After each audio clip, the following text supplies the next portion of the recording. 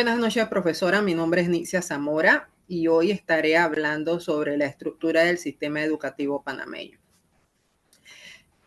La estructura del sistema educativo panameño está contemplado en la Ley Orgánica de Educación, Ley de la República, y se divide en educación formal y en educación informal. El artículo 2, 10 y 12 de la Ley Orgánica define, establece y regula la educación formal, mientras que el artículo 13, 14 y 15 de la misma ley reconoce, establece y contempla la educación informal. La educación formal es la que es organizada, supervisada, estructurada por el Estado y se reconoce como oficial. En esta tenemos la educación preescolar, la educación primaria,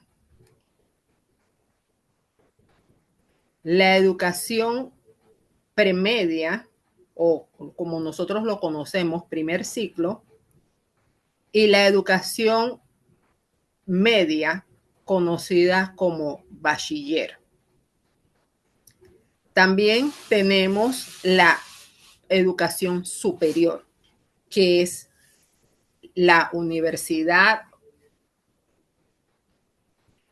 También tenemos estos niveles de educación tienen el objetivo. En la educación inicial, que es la preescolar, es el desarrollo de habilidades básicas como socialización y el descubrimiento del entorno. En la primaria es la formación de habilidades fundamentales como lo que es la matemática, la lectura. En la secundaria o la premedia, la consolidación de conocimientos, valores críticos, preparación del estudiante. Y en la superior o el bachillerato, o conocido como la media, es la preparación para una vida laboral o la preparación para la vida en la educación superior. En lo que es la universidad, tenemos la formación de profesionales, técnicos, investigadores. También esta educación formal también tiene la modalidad educativa complementaria. Es la educación que abarca a los jóvenes y adultos, aquellas personas que por X o Y motivo no terminaron la educación en el nivel determinado. También tenemos la educación especial para las personas, por ejemplo, los sordomudos. Tenemos la educación a distancia virtual, que es la educación que se hace por computadora y se hace a distancia. Hoy día en Panamá tenemos lo que es homeschool, que son ciertos colegios que están en el extranjero y que de una u otra manera son reconocidos por el Ministerio de Educación. También tenemos la educación bilingüe intercultural.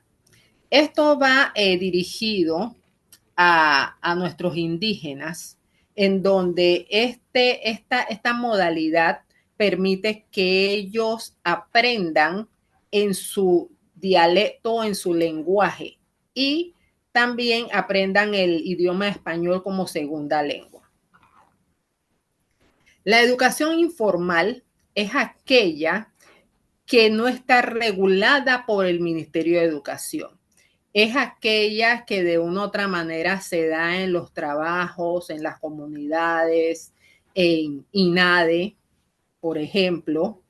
Esta incluye programas de alfabetización, educación de jóvenes y adultos. Esa educación es esa educación empírica que se da por cursos, por diplomados, las capacitaciones que muchas veces tenemos en el trabajo, por ejemplo, la capacitación en atención al cliente, y también lo que son la educación a través de los medios de comunicación con la tecnología. Hay muchas cosas que se aprenden viendo YouTube. Y las educaciones comunitarias, por ejemplo, la buena disposición de la basura, el reciclaje, esas son partes de la educación informal. Podemos mencionar ciertas diferencias que hay entre la educación formal y la informal. En la definición, la educación formal es un proceso estructurado, reglamentado por Meduca. En la informal es un proceso no estructurado y que ocurre fuera del sistema oficial. Instituciones. La formal se da en escuelas, colegios, universidades e institutos. La informal, centros comunitarios, ONG, iglesias, trabajos, compañía, etcétera. En los niveles educativos, la educación formal tiene la educación inicial, la básica, la media, la superior, va por niveles. La educación informal no tiene niveles, son programas y actividades. El objetivo principal de la educación formal es formar ciudadanos con conocimientos y valores. El objetivo principal de la educación informal es desarrollar habilidades prácticas y sociales. La duración de la educación formal es establecida por ley y la educación informal es flexible y depende del programa. Certificación. La educación formal le da títulos, diplomados, certificados. La educación informal muchas veces dan algunos certificados de asistencia, de participación, pero no tienen el peso que tienen los certificados y los diplomas oficiales.